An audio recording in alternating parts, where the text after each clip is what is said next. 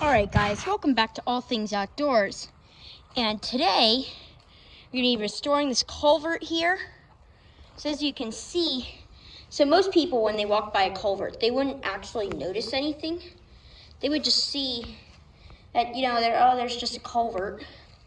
That's kind of cool. And they would see, and if any of you guys who are any culvert experts here, or people who know about erosion and deal with erosion engineers and people like that, you see this kind of stuff on a daily basis, they would know, they can probably immediately see what's wrong. So, yeah. And anyway, and this can actually cause a big problem in culverts that go under like roads and culverts that are in like cities or parks or something like that, where this could cause real problems. Now, this culvert isn't actually on a road.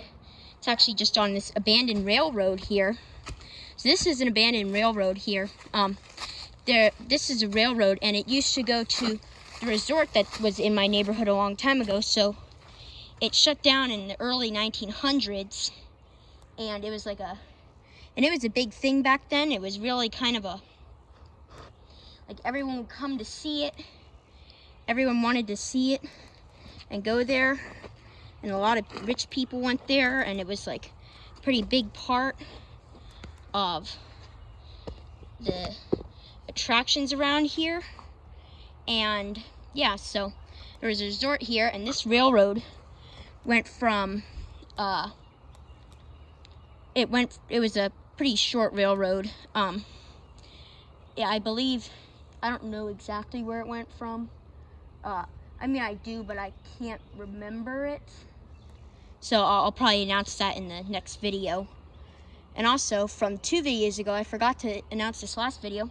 So, actually, it was 3 videos ago. The video that we did about how to remove vines, and I told you guys about that Virginia creeper stuff and how it doesn't give you a rash.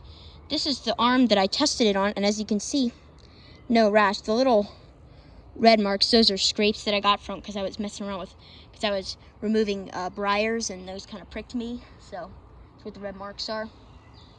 But yeah, as you can see, no rash at all.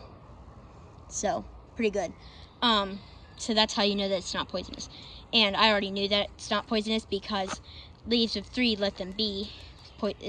So leaves of 3 is poison ivy, and leaves of 5 is Virginia creeper. And there are multiple plant mimics that kind of mimic poison ivy, and we will show you guys those in a different video. But anyway, so this railroad was abandoned in the early 1900s. It was owned by the Baltimore and Ohio Railroad Company, which is a pretty big name. It was a pretty big railroad company, very prominent. A lot of people knew about it. And they bought this railroad. And then after a while, they decided that it wasn't really earning them enough money. So then they, abandoned it. And then and then the reason why you don't see any rails or ties here is because the railroad ties, they were probably made out of just regular wood that they used to build the railroad, like the trees that they cut down. That was probably the wood that they used.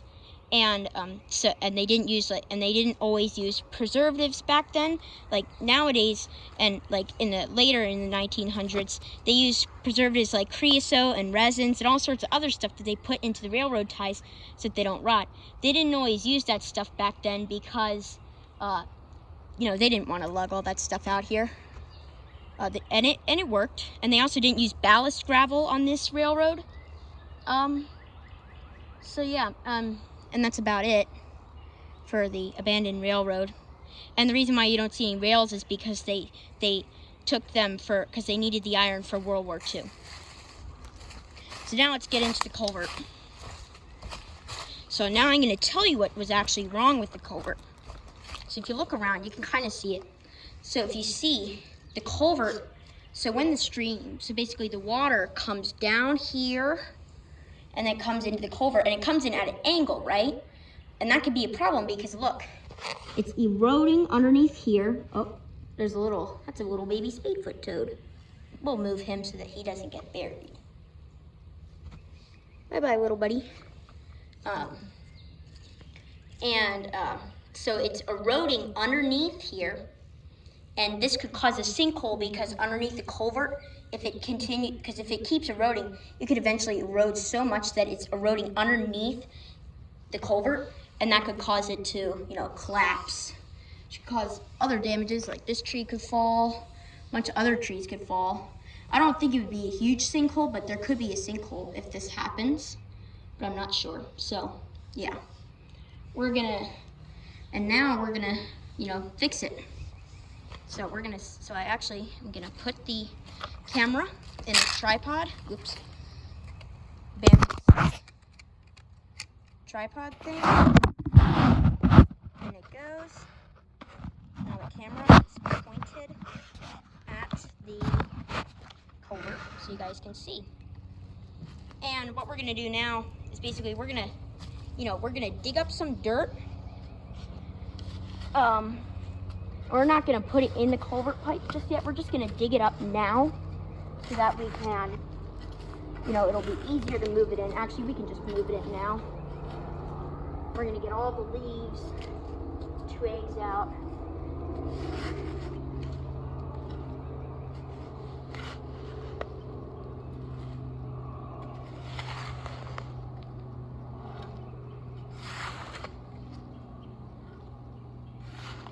And we're gonna fill in this.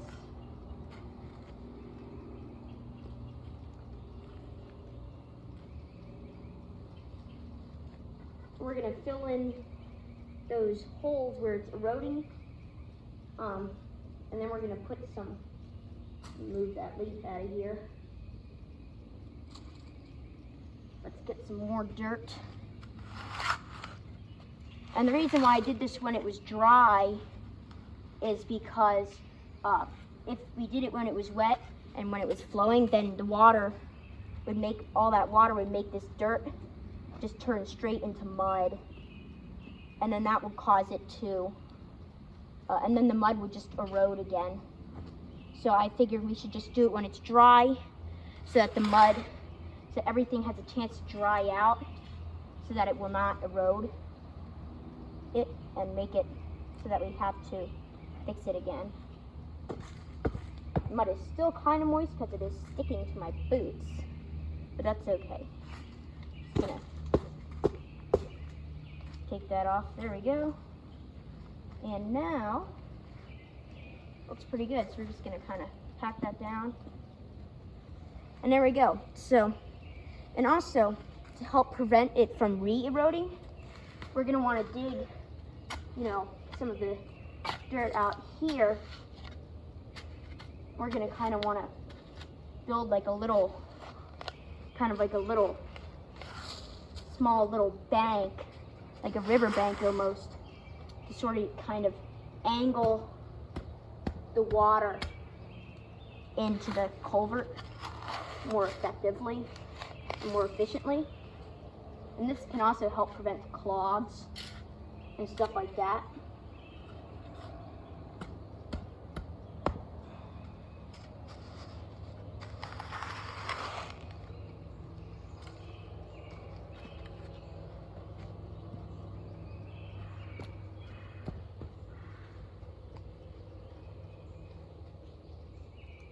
And it looks like we still have areas where it can erode right in here. So we're gonna kind of fix that. And then I would say it's good. We're just gonna kind of clean it up a little bit so that we don't have problems with sticks and stuff clogging it. And it looks like we actually put a little bit too much dirt down right in here. So we're gonna just remove that a little bit. Remove some of that extra dirt. And we can use that for the riverbank.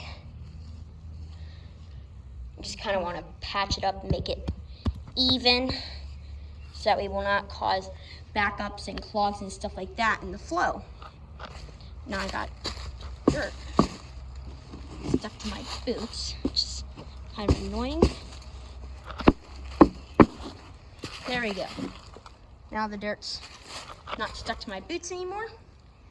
Now we can see our completed job. You can see how it looks much better. So now what's gonna happen is the water is gonna come down the stream from up there, and they'll go down.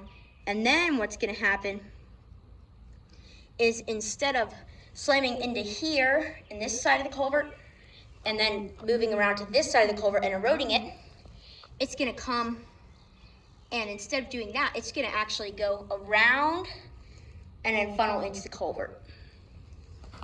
And then it'll then come out and proceed going down the stream. So this will help prevent clogs. This will also help to prevent sinkholes and erosion and stuff like that. And this will help keep it so that the culvert does not have any damage to it. So it's a very beneficial thing to do.